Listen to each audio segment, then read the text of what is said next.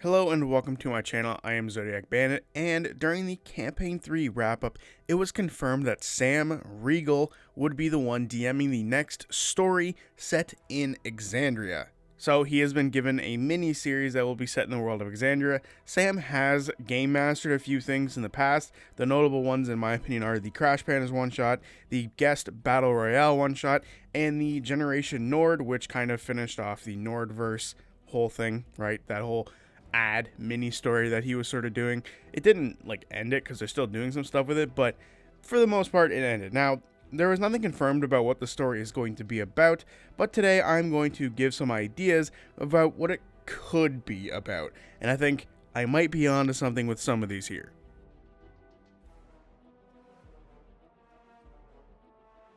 So the first potential miniseries idea that I've come up with in my head is something to do with the Care and Culling, which is the event in which Aormatons were sent out to Aor's like ally politicians, and eventually were sent to slaughter them and wake up and sort of go ballistic and kill them, which sort of sets up FCG's whole thing of going berserk. But we could watch a group of Aormatons being sent to a group of politicians. Again, it doesn't necessarily have to be FCG that we follow. It could be literally anyone. These politicians could make these Aormatons do basically anything, fighting low-level monsters, doing menial tasks and stuff like that, but the whole time we would be waiting for the Aormatons to just snap and to eventually kill and kick off the Karen Culling, which I think would be a lot of fun for us as viewers to watch. For us as viewers to sit there and be like, when is it going to happen? Are we going to watch one by one as these politicians get killed off and like their group of Aormatons sort of kill them off systematically? What's going to happen here? It's going to be a lot of fun for us to, figure out and theorize. And maybe some of them don't activate. Maybe it's more like an Order 66 where some of them don't work properly. For those who don't know Star Wars, Order 66 is when the clones all turn against the Jedi. But maybe some of these Aormatons won't work and they'll sort of fight back against other Aormatons, which I think could also be very fun and very interesting for us to see. These Aormatons have to struggle with the idea that their brethren are killing the people they were sent to help out, which could be cool as well. But I do think following a story in this timeline would be a lot of fun. It's another era or another time in the era of Calamity and Age of Arcana, so which would be very cool for us to see more stuff like that, because I love that time frame of this world, so it'd be really cool for us to see more of that happening. So the next one I am calling Dancer's Favorite Smells. So basically, I think most of you can automatically assume what that means. We would be following FCG's first group after they're fixed, during the current timeline of Critical Role.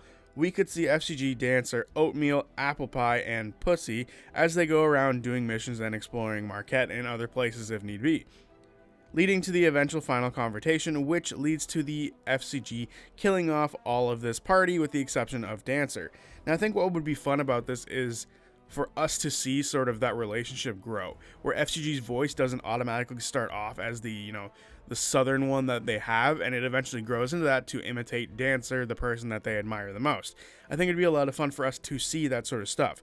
I also think it could open with Dancer buying FCG and then fixing FCG up, and potentially even like lifting up their face shield and seeing FCG Faithful Caregiver and not liking that name necessarily, so they just went with Fresh Cut Grass. I think that could be a lot of fun. Now, of course, the favorite smells thing is a true thing. Or it might not be, who knows. But I do think it would be a lot of fun for us to see that bond grow here. It would add to that emotional connection that we have with FCG, and we would feel bad when we go back to see those moments of FCG trying to reunite with Dancer. It would make that emotional pain that much more moving forward in rewatching Campaign 3 for those of us who will be doing that at some point.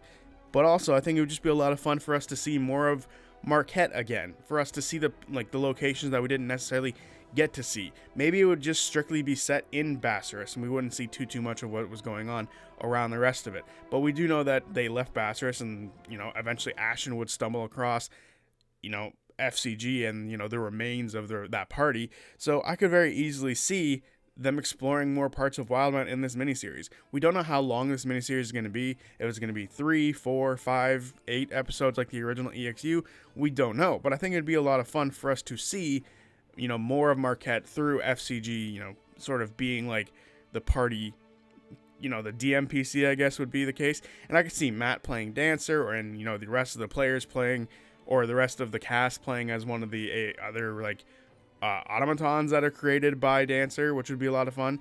But, you know, overall, I think this would just be a really cool idea for more like exploration into FCG's character.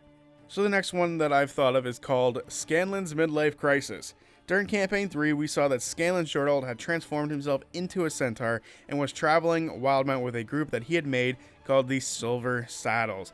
I think this could be so much fun. First of all, Scanlan is just a really fun character in general to have around, but also it reintroduces Keg, characters like Lionel Gayhart, Dr. Dranzel. You know, it's just a lot of fun for these characters who I very much enjoyed throughout their runs in Critical Role when they were there. So to have them come back would be a lot of fun, which means that, like, you know, the players of those characters could also come back in some form or fashion, or maybe even Matt could pick up playing Lionel like he has in the past. But I do think it would be a lot of fun for us to see Scanlan's point of view of Wildmount. We saw Wildmount through the eyes of the Mighty Nine, but I think Scanlan would have a different interpretation of what's going on, right? Because he's really powerful. He wouldn't really care about some of the bigger dangers that were around because he can realistically just handle them himself. So I think it'd be a lot of fun for us to see Scanlan take this group of weaker characters around with him and having to make sure they survive as he goes through his midlife crisis. I think that would be super funny and just overall really enjoyable. So we could follow the Silver Saddles on their adventure until it ends with Vox Machina sort of coming to get Scanlan to deal with the Apogee Solstice and what's going on with the Malleus Key. I think that would be a lot of fun and could be like a nice little end note. And, you know, when you go back to watch Campaign 3, you could watch this before that happens, or like before those series of episodes happen, so you have an idea of where Scanlan is. That way it could be like, oh, they're meeting now. It's sort of like a meeting of two different stories. I think that could be a lot of fun. But it could also end with Scanlan and Pike showing back up to rejoin the Silver Saddles in Wildmount somewhere, because we do know at the end of the campaign, Scanlan basically asked if she wanted to become a centaur with him and go off and join the Silver Saddles. Well, they didn't necessarily say they were going to join the Silver Saddles, but they would go off and do things on their own. But I think joining the Silver Saddles and having one more episode with a guest player in Pike would be a lot of fun as well. So I think there's a whole realm of possibilities for this one of exploring the, you know, Wildmount area 25 years after. No, not 25 years after. It would be like 6 years after the events of Campaign 2. So I think it'd be a lot of fun for us to see like the differences there, especially going through Jorhaus and seeing what's going on there after everything that had happened there would be really cool. So who knows? Could be a lot of fun. Might not happen, but that's the same thing for all of these. Would be a lot of fun. Might not happen. And the last idea I have in my head, I'm sure Sam has a lot more creative ones than I do, but I think what would be a lot of fun for a lot of people, and it would be able to rectify something that a lot of people were very disappointed about during Campaign 3, and that would be the return of the Darrington Brigade. This is a group that we have wanted to see return for fucking ever. I'm pretty sure I speak for a lot of people when I say that we've been wanting to see this group come back in some shape or fashion for a very long time. And for them to make a return, you know, having a miniseries set during the solstice, maybe their mission during the solstice isn't to help at the Malleus Key, but is instead to go around like sealing a lot of these great dangers that have been propping up because their like seals were broken when the Apogee Solstice happened.